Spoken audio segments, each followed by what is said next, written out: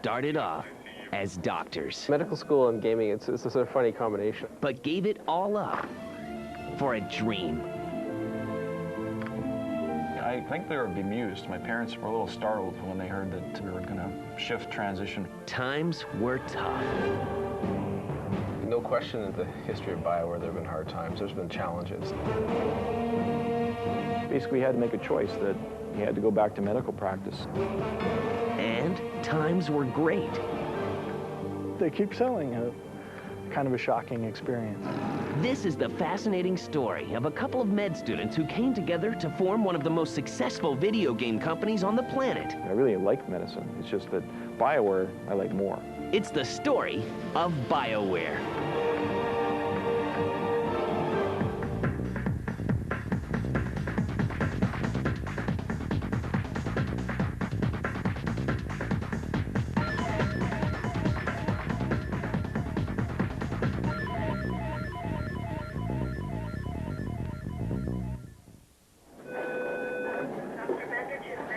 Greg Zeschuk and Ray Muzica meet in medical school at the University of Alberta in Edmonton.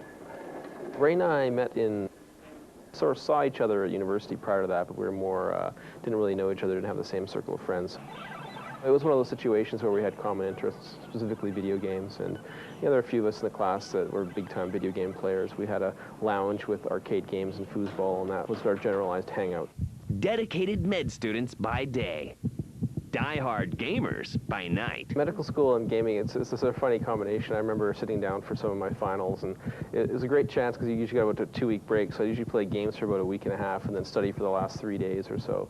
I think it was always a hobby for us, so we never really stopped. And it's just something that we always, when we had a spare moment.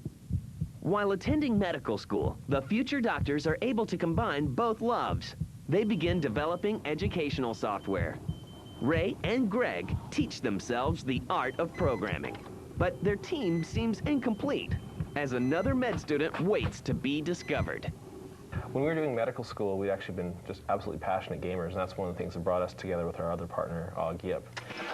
We were interested in building something, I guess, that could help the faculty, and we recognized that there was a need for some online education, some computer programs that would make it easier to learn things. So we actually built a couple educational things that were probably comparable or better to the ones that were available at the time.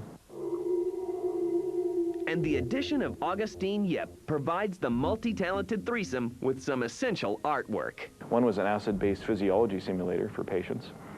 It was actually used by medical students. We designed this really simple interface in C that would put up text and put up a picture, and you could make choices. And that was the first one we did. The second one was a gastroenterology patient simulator, which is basically all the educational stuff about how to treat gastric ailments, stomach, intestines, that sort of thing. The team effort proves to be a perfect combo as the soon-to-be doctors sell their software to the university. We end up selling that to the university and having it sponsored by a pharmaceutical company. And eventually they were given copies that they could use Canada-wide and give to medical schools. So that ended up being actually not too bad. All three graduate from medical school in 1992. They each begin working as doctors in various fields. I liked working in small towns and doing emerge medicine for small towns and being the only doc for about a 100-mile radius, because you get to see a lot of neat stuff when you do that, and you help a lot of people that way as well. And I thought it was a fun thing to do. But Ray, Greg, and Og can't seem to shake their love for gaming. We just started talking about how much we love video games and how interesting this engine looked, and how much of fun it would be to start a company and actually make video games. And it sort of just evolved from there over a period of meetings, a period of time afterwards. Both of us just concluded at one point, yeah, this is great. It's actually going somewhere. And the doctors give birth to their very first company, BioWare, in February 1995. We formed it for the purpose of making video games, not medical education software, although that was what we were doing kind of part-time for fun, and we haven't really looked back since.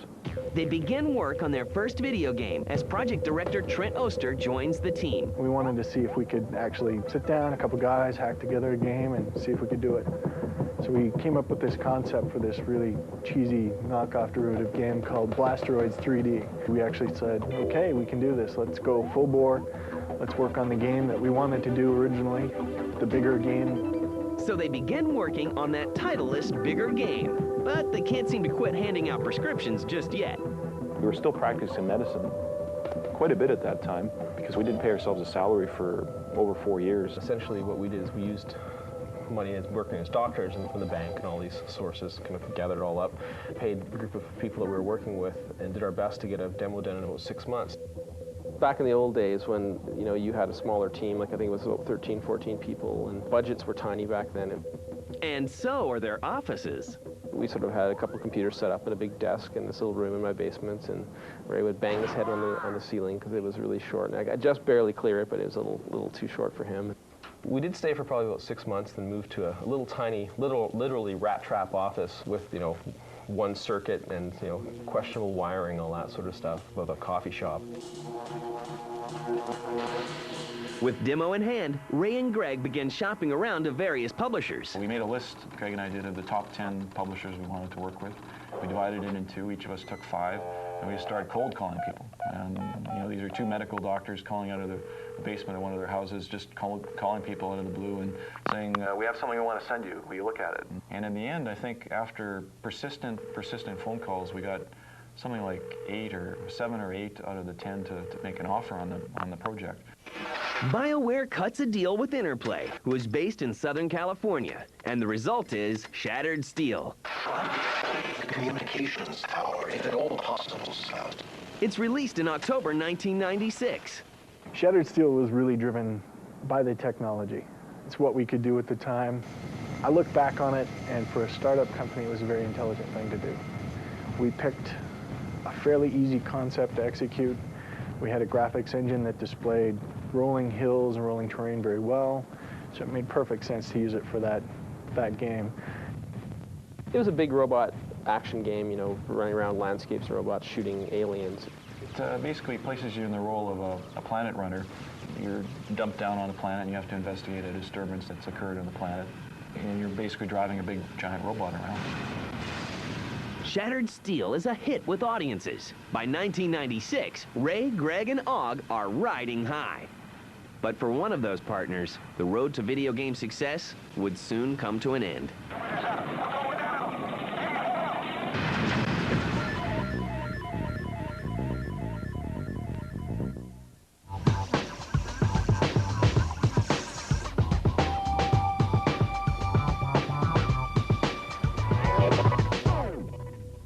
Hello, I'm Tom Sloper.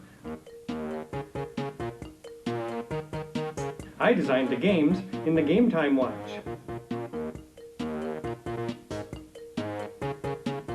This is the rare, early yellow button version.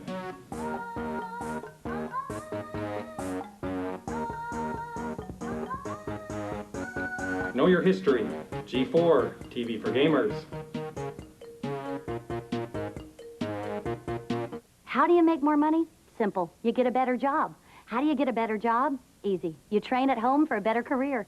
At Education Direct, more than 12 million men and women have trained for job promotions and new careers without ever setting foot inside a classroom. And now, at home in your spare time, you can get your career diploma or even your specialized associate degree. Choose from any one of these courses. High school, home inspector, child daycare, auto mechanics, medical office assistant, medical transcriptionist, veterinary assistant, electrician, interior decorating, PC repair, motorcycle repair, paralegal, teacher aide, bookkeeping, private investigator, pharmacy technician, medical insurance clerk, PC specialist, catering, web page designer, fitness and nutrition, or get your specialized associate degree. You can major in business management or accounting.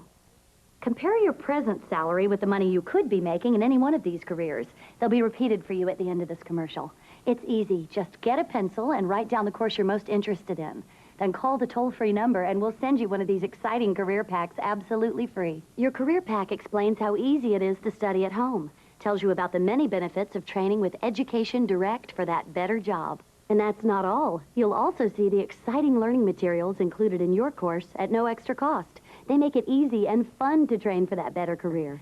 So secure the future you want with career training from Education Direct. Here are those courses again.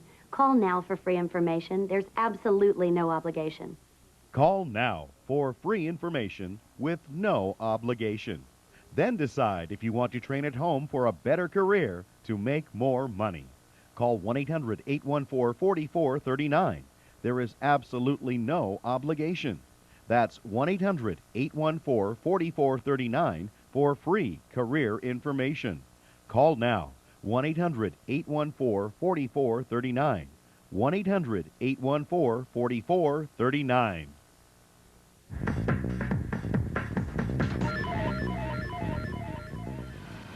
The team effort between BioWare and Interplay proved to be a match made in virtual heaven with the incredible success of their first release, Shattered Steel, which sells over 100,000 units. Shattered Steel did quite well. At the time, we weren't expecting anything too massive, and it was a reasonable success. We never really think too much about how successful the games can or should be.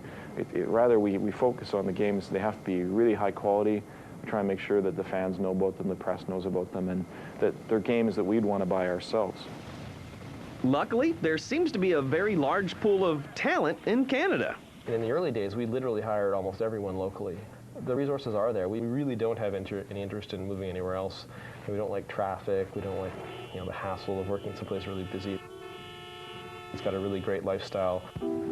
But things for BioWare haven't always been so ideal.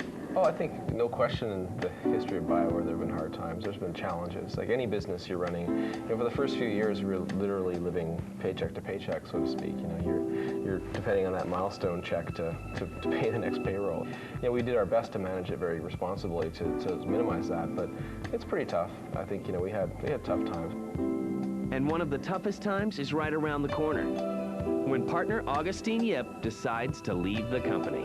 Yeah, he had a collision of life and gaming, I think. His wife wasn't a big fan of the city we live in. I think the issue was they wanted to have a different life than they were having. Basically, he had to make a choice that he had to go back to medical practice, and so he did, and we were reluctant to see him go. It was sad in a sense, because we had a good partnership, the three of us. I think in the sense the way it worked out has been good for all of us.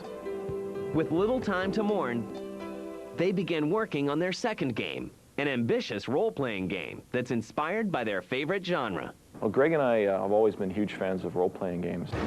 So my favorite and Greg's favorite, it's the role-playing genre. So we consciously went back to our favorite games of the past, all the games we played in the 80s. The Gold Box series, the Ultra Underworld, System Shock in the mid-90s, and Betrayal at Krondor, and the Wizardry, and Might and Magic, and on. And we tried to combine all the features we really loved from those games into BG. So Baldur's Gate was really, I guess, the game that we wanted to play. And every great game needs a great demo. I remember this demo we made for it. It was like this. There was really not much there. It was just kind of like a little rendered movie and a few things, saying this is what it's going to be like. And everyone said, well, that's nice, but we got to see something. So we spent probably another 6 months at that point, actually making a demo. And lo and behold, it ended up being signed by Interplay again. Because they had the D&D rights, they said to us, well, we're already working with you, you guys, how you work. How about we make this into a D&D game? And we're like, oh, yeah, okay. So they obtained the D&D license and set out on their next adventure. And we were really careful to remain true to the license. A simple task. After 2.5 years of development, Baldur's Gate is ready for shipment in 1998.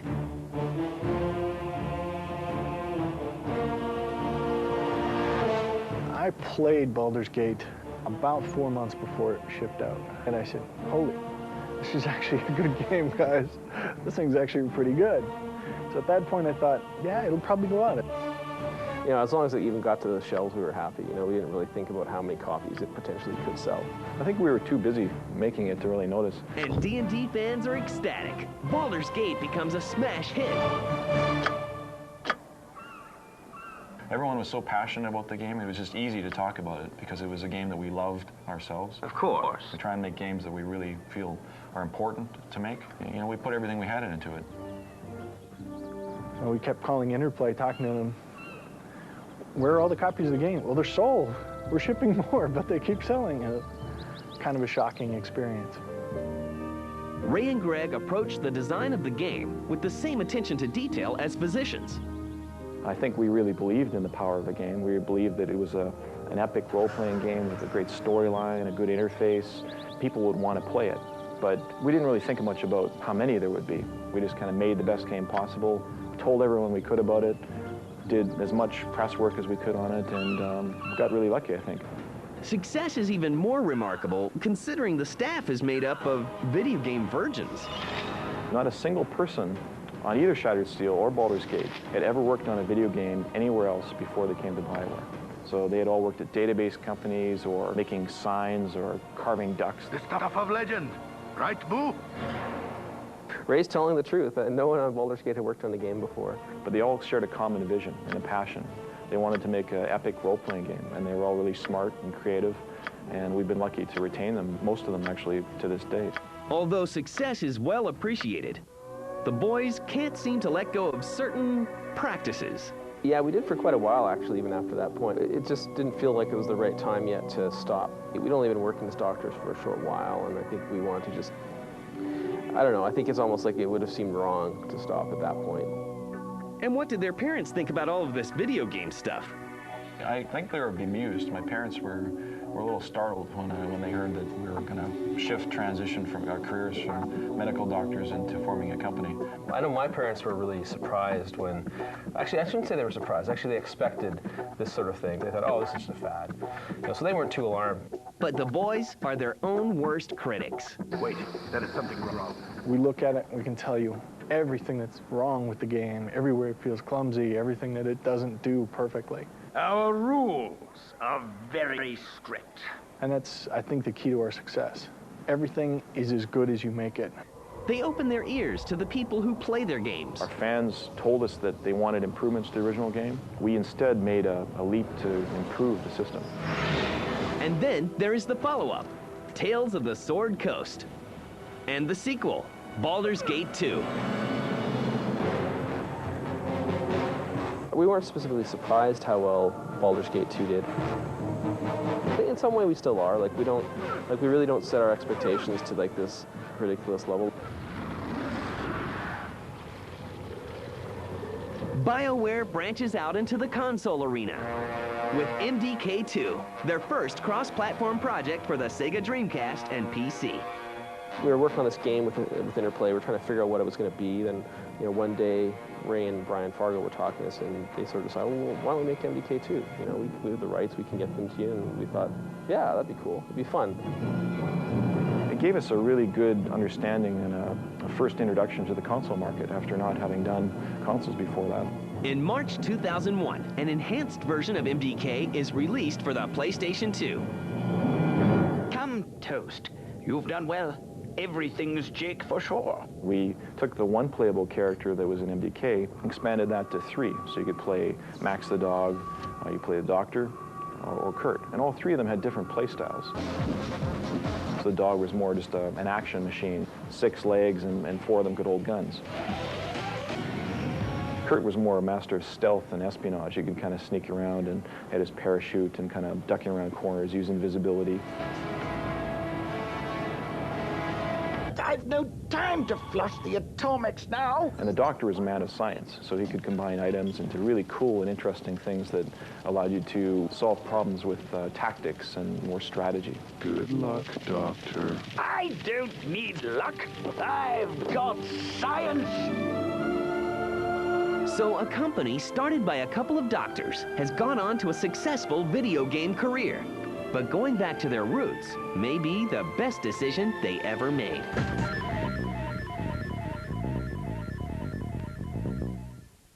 Ever wondered what it's really like to be a soldier? What do you got? I have a sit rep from Alpha Company. BP, ready to be verified. Verify! Put yourself in the picture with this free video. You'll see over 200 great jobs in the Army and over 180 in the Army Reserve. You'll also see what skills you learned, how you can earn money for college, even what soldiers do in their free time. Call 1-800-984-ARMY now and get this free t-shirt and your free video. Put yourself in the picture and see what it's really like to become an Army of One.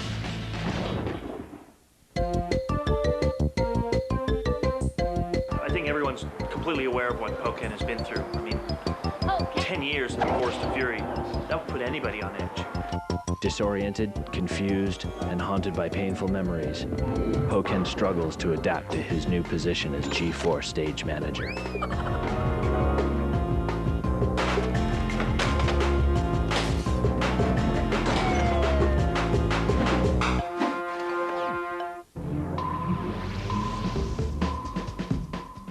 Here's what's happening on Pulse. They've already brought us Spider-Man, Shrek, and Minority Report.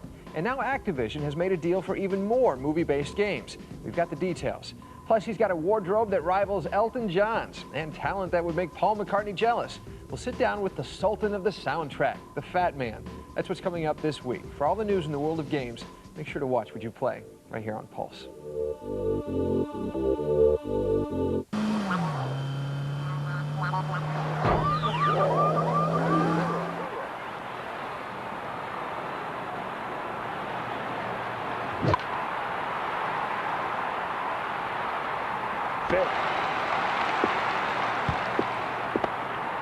The right fielder to third base.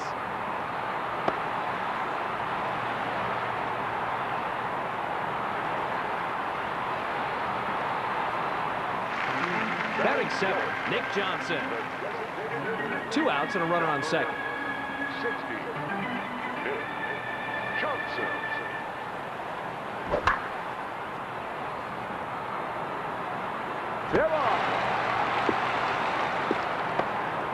The right fielder throwing home. Yankees add another run.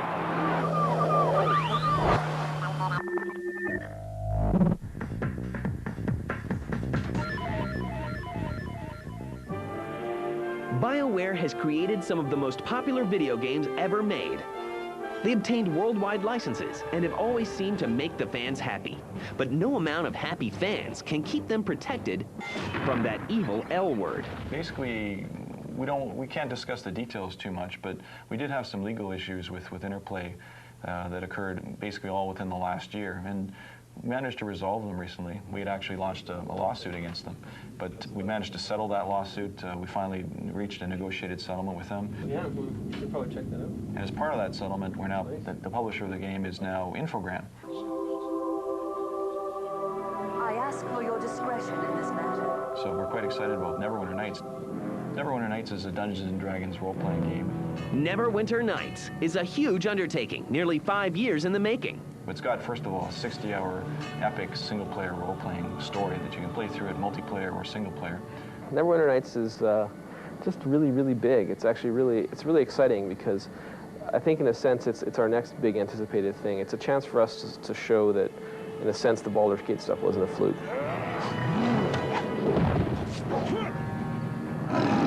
Neverwinter Nights breaks new ground as the first complete role-playing system for the computer platform.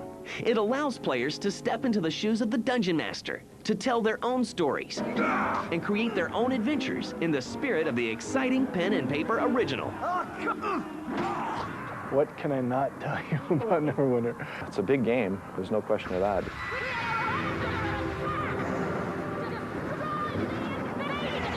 The basics on the game is there's so much there. If we knew how much there was going to be, we wouldn't have built it. It's kind of an insane concept. We wanted to make a campaign and a game that was completely compatible between single and multiplayer. The Dungeon Master capabilities are an adjunct to the multiplayer, and they're a core part of the game as well. The DM can do things like enhancing the storyline. Your task in this is twofold. First, find the water Davian creatures and bring them back to me. I'm no hero. I just want a nice, quiet life. DMs can make the game a lot of fun. Only one way out for you.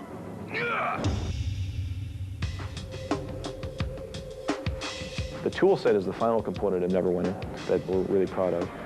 It allows fans to make their own content. You can take your a paintbrush and kind of paint down a series of tiles and create an area. Drop in creatures and items and encounters, and then you see it in the game. And it's the same functionality we use internally, so it's very easy to use. For BioWare, listening to fans is a top priority. I think it's important for people to play it and give us their impressions because they're the best possible audience. And then the greatest form of flattery arrives via mail. We got this mail, and I kind of saw this mail first, and I kind of went, like, do you mind maybe thinking about this, making this kind of game? I so ran to Ray's office and showed him. He was like, oh my goodness. We're speechless. We're like, wow, yeah. It was a tremendous honor that he would consider us for such a game. Star Wars, Knights of the Old Republic is another ambitious role-playing game that takes place 4,000 years before the Star Wars movies.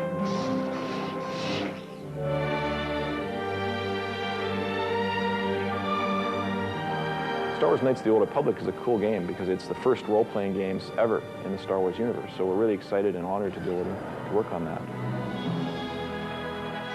So have they met the mastermind behind the galaxy far, far away?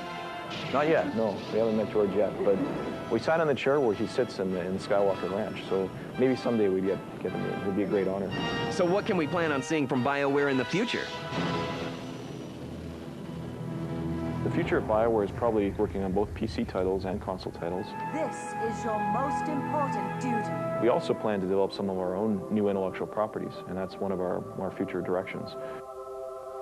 And I think the other future of BioWare is we work really hard on retaining the people we have here, because we think we have basically the best employees in the world.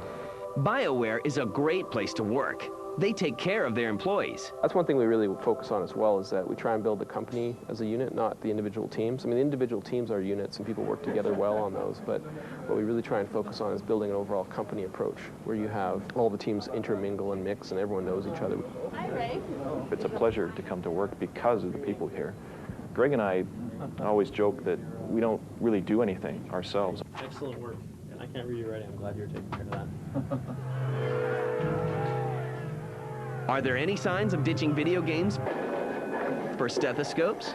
I retired from medicine about 2 years ago, and I'm pretty happy not doing it. I think by the end I was sort of feeling it was sort of drudgery in the sense that every time I was doing medicine I always felt I wanted to be back here. You know, I'd be at the clinic, I'd be kind of looking at my watch going, oh geez, I hope I don't have another patient because I really want to go back to the office. For one, putting the past behind him is a bit more difficult. I've still got a license to practice, and I've still got my residency certification. I haven't practiced personally for about 1.5 years or two years, I guess, now. It's just BioWare is so busy now that you know, it's very hard to find the time to go back to that. And I think Greg is the same way. I think he actually says that he's officially retired. I've never said that, but effectively I am. I mean, it's just BioWare is so much fun. It's not that we don't enjoy medicine. I personally enjoyed it quite a bit. In fact, I really liked medicine. It's just that BioWare I like more. It's a passion. You know, video games are my passion. But that is a tale for another time. After all the years of working together, Ray and Greg's friendship still prevails. It's hilarious when you get the two of them together. You know, you've got one guy who's kind of bouncy and easygoing, you've got the other guy who's very rigid. And for them, it works. We're best friends. We've been best friends for like 12 years or more. I've lost count now, but he's a very good guy. It's really good, actually. He's a good partner as a joint CEO. We have a good working relationship. I think we complement each other's skills. We'll yell at each other once in a while, and usually in front of other people, and they kind of freak out, and they're kind of like not sure how to carry themselves. I don't think I had a big fight. We always joke that between us, we're half a person. I think it'd be a lot harder for either one of us individually to run the company. Together, we add up to something more than one person, but our relationship is at a point where we're really comfortable. It's been a good partnership. It's really good. I've learned a lot of things from him. You know, the stresses. I don't know if he's learned anything from me or not. Pressure and the decisions. Hopefully he has. It's hard making all these decisions all the time. We're a pretty good team. It's awfully great to have another person. I think that's probably the best way to sum it up. We're a good team.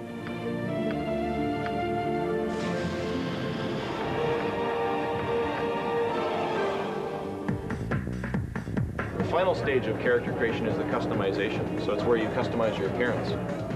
You can choose a new head, choose a new body type, whether that be big or small. You can choose a body tattoo. It'll show what different effects of those are. You can choose different clothing as your starting equipment. You can change your skin color, your hair color, to match your portrait.